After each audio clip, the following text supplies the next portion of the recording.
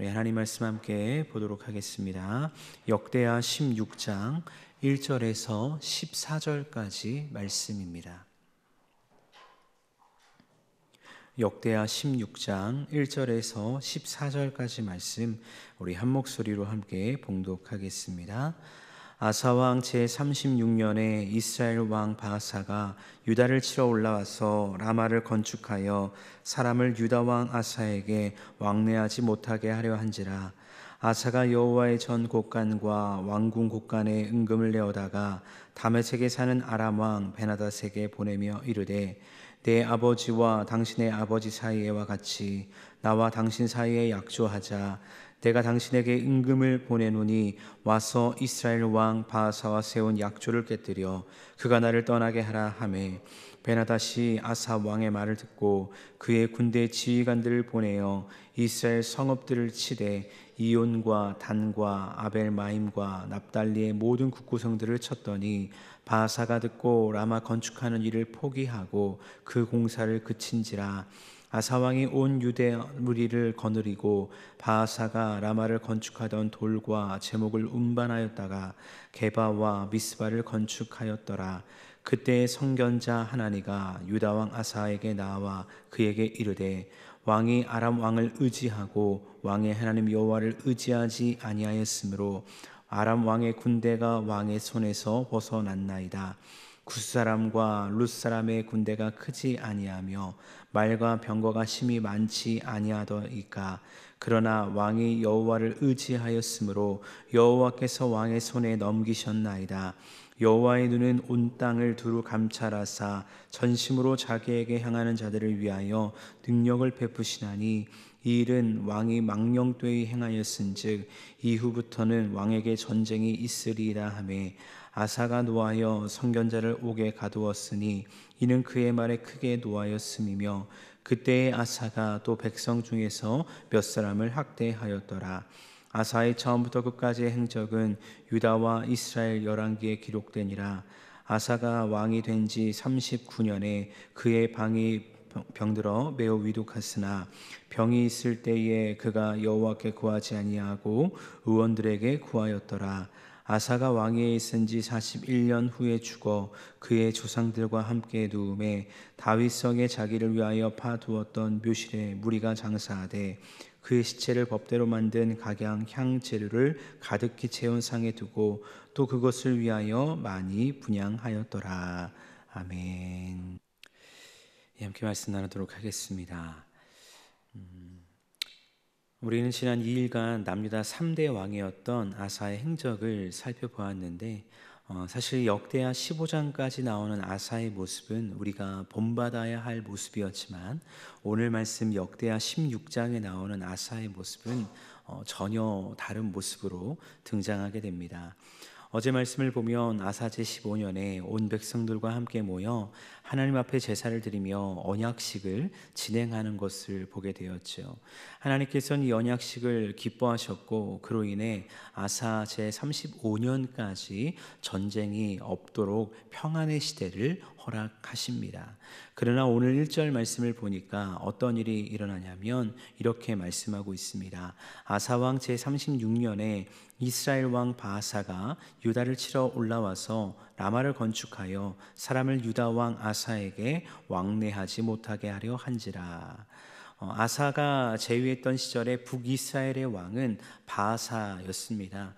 바아사는 북이스라엘 사람들이 남유다를 왕래하고 심지어 왕래를 하다가 남유다로 떠나는 것으로 인해서 남유다를 공격합니다.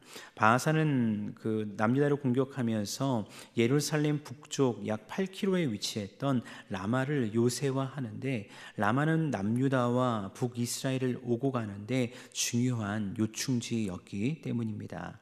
사실 바아사는 북이스라엘 여로보암 왕조에 대해서 역모를 일으킨 왕이었습니다. 그렇기 때문에 빨리 자신의 왕권을 강화해야 된다라는 그런 부담들이 있었을 것입니다. 그런데 이런 상황 속에서 북이스라엘 사람들이 남유다를 왕래하고 탈출까지 하니까 이 위기 상황을 극복하기 극복할 어떤 방법이 필요했을 것이고 그 방법으로 남유다에 대한 공격을 선택하게 된 것이죠.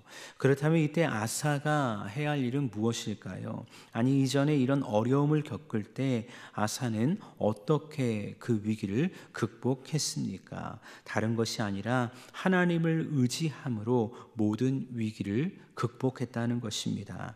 근데 오늘 말씀에 나오는 아사의 모습은 다르게 등장하게 되는데요. 2절과 3절 말씀 보니까 이렇게 말씀하고 있습니다.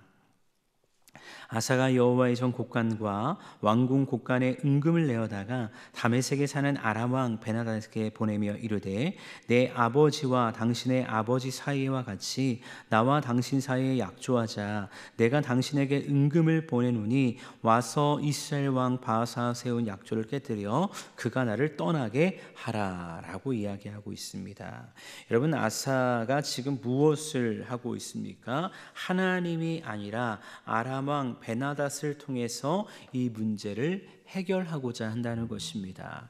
아람은 그 북이스라엘의 동북쪽에 위치했던 나라인데 사무엘하 8장의 말씀을 보면 다윗이 있을 때 아람과의 전쟁에서 크게 승리합니다. 그리고 이 전쟁으로 인해서 아람 사람이 다윗의 종이 되어 조공을 바쳤다라고 말씀하고 있거든요. 이러한 관계는 솔로몬 때까지 이어졌습니다. 하지만 솔로몬의 우상 숭배로 인해 그에 대한 심판이 이뤄지자 아람은 독립하게 되어지는 거죠. 그리고 이후 아람은 주변 지역 가운데서 꽤 강력한 힘을 가진 나라로 성장하게 되었습니다.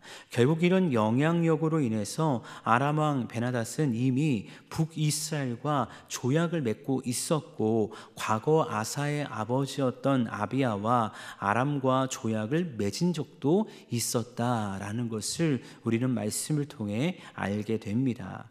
그렇게 아사는 이런 힘을 가진 베나닷에게 성전에 있는 은과 금을 내주며 말하는 것입니다. 저 북이스라엘과 세운 약조를 깨뜨리고 그들을 공격해 달라라고 말입니다.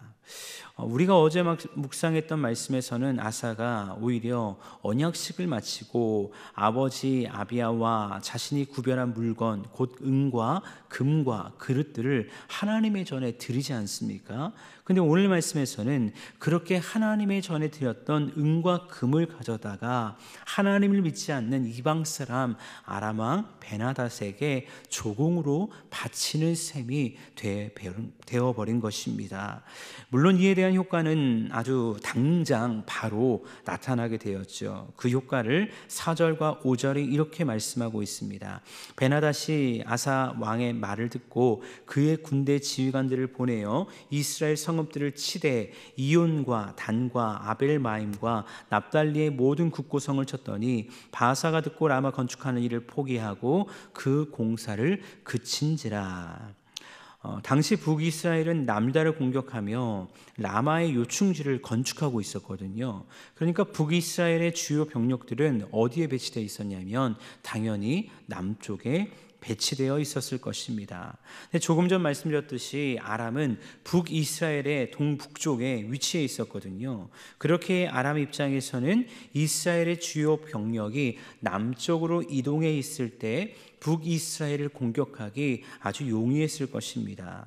결국 아람은 북이스라엘의 북쪽 지역을 먼저 선제 공격하는데 북쪽에 있었던 이온을 시작해서 이온 남쪽에 있는 단과 아벨마임을 공격을 하고요. 이 기세를 몰아서 더 남하하여서 납달리 지역까지 내려와 주변 성들을 공격하게 되어집니다.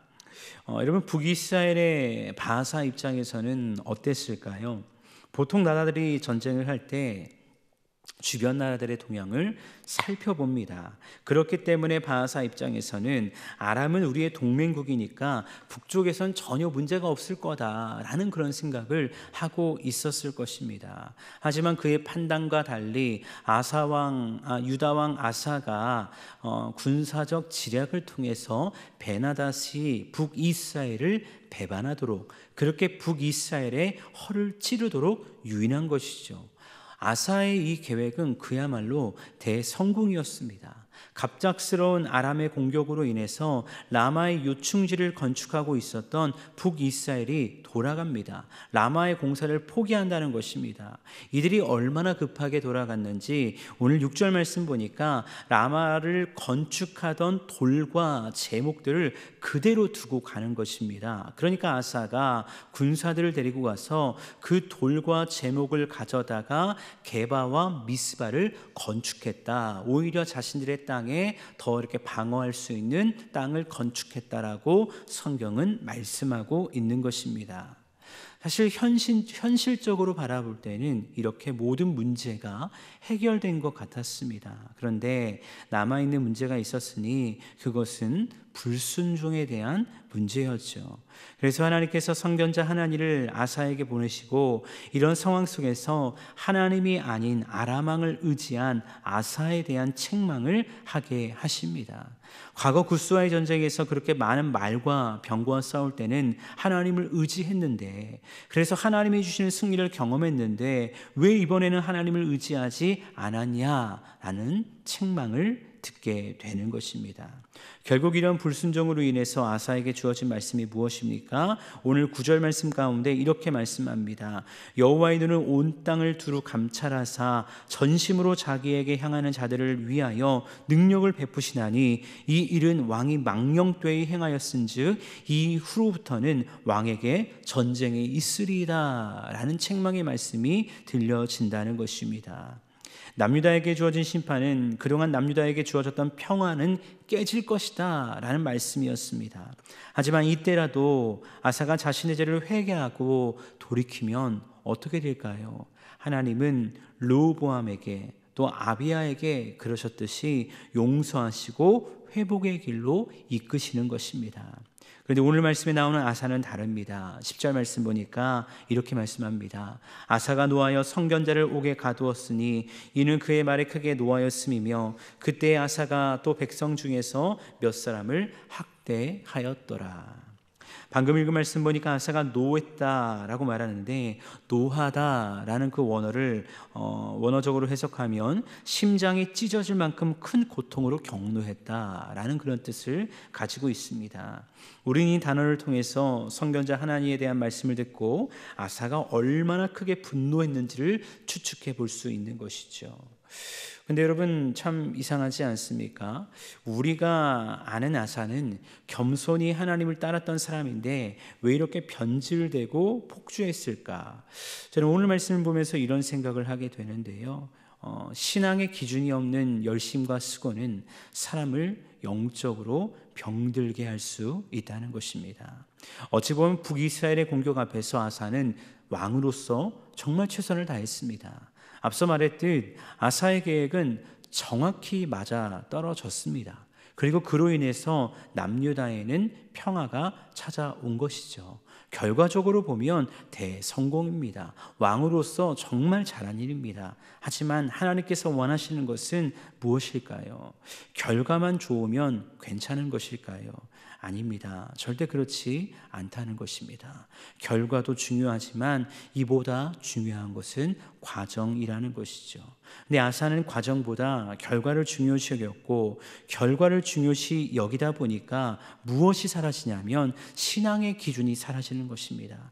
현실적으로만 이 문제가 빨리 해결돼야 된다는 그러한 부담 가운데 현실의 문제로 이 모든 어려움을 대처한 것입니다. 그리고 이러한 결과 속에서 결과가 좋으니까, 잘 됐으니까, 잘 평화가 왔으니까 이런 마음 속에서 아사는 자신의 열심과 수고를 인정받고 싶었다는 것이죠.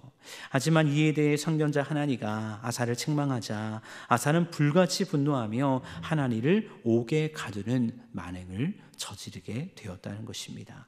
이어진 말씀 보면 아사가 백성 중에서 몇 사람을 학대하였다라는 말씀도 나오거든요. 아마 왜 학대했냐라는 이유를 찾아보면 하나니를 옥에 가둔 사건으로 인해서 의로운 백성들이 항변했을 것입니다. 그러면 안 됩니다. 하나님 기뻐하는 일이 아닙니다 라고 들고 일어났을 것입니다. 어찌 보면 백성들이 들고 일어났다는 것은 무엇일까요?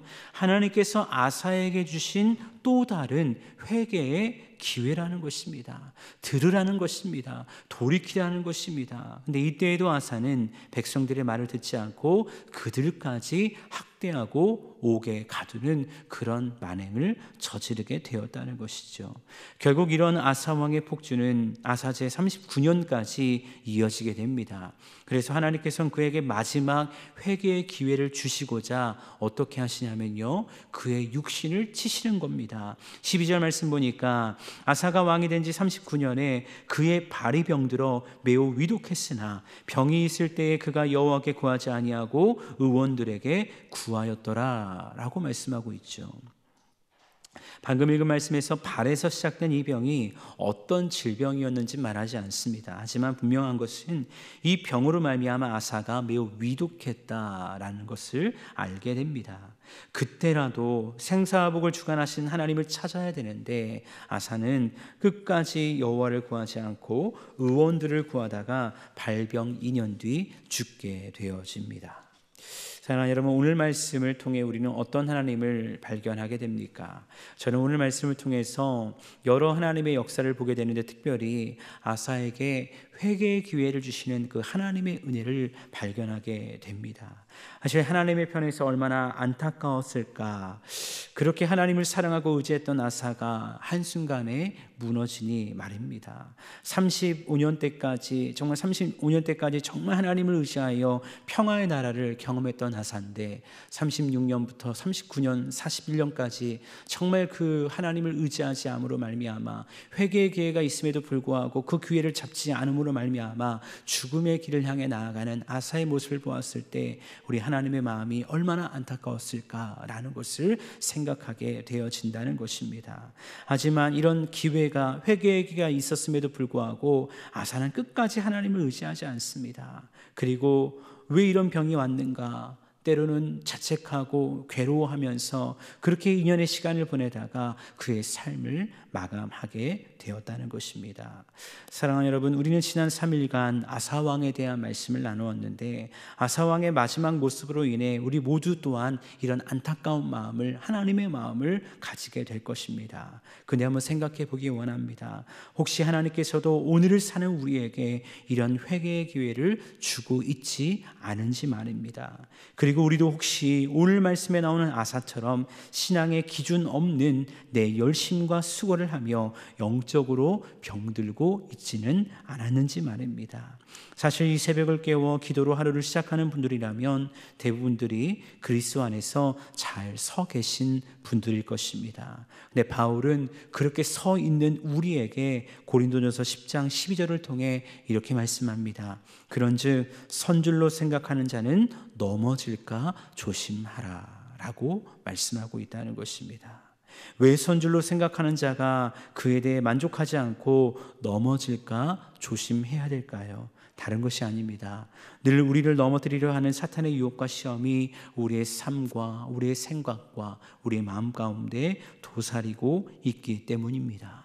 그렇게 우리에게 필요한 것은 무엇일까요? 매일의 은혜, 매일의 결단, 이렇게 새벽을 깨워 말씀을 묵상하며 하나님 누구신가, 오늘 나에게 주시는 교훈이 무엇인가를 보며 매일의 삶 가운데 주를 사랑하며 주님의 영광 위에 쓰임받는 복음의 통로가 되기를 결단해야 할 줄 믿습니다. 매일마다 우리의 삶 가운데 찾아오는 유혹과 시험 가운데 그 죄의 욕망 가운데 넘어지고 쓰러지는 것이 아니라 내게 주시는 하나님의 말씀을 통해서 그 유혹과 시험을 이겨내며 죄를 이겨내며 참된 그리스도인으로 살아가야 할 줄로 믿습니다. 그러할 때 지금 하나님을 사랑함으로 말미암아 서 있는 우리들이 끝까지 서서 주의 영광 위에 쓰임받게 될 줄로 믿습니다. 소원하게는 그 은혜와 능력 가운데 붙들림 받아서 더 주를 사랑하며 이전보다 더 주를 경배하며 주의 영광에 쓰임받는 우리 모두가 될 수 있기를 간절히 주님의 이름으로 축원합니다.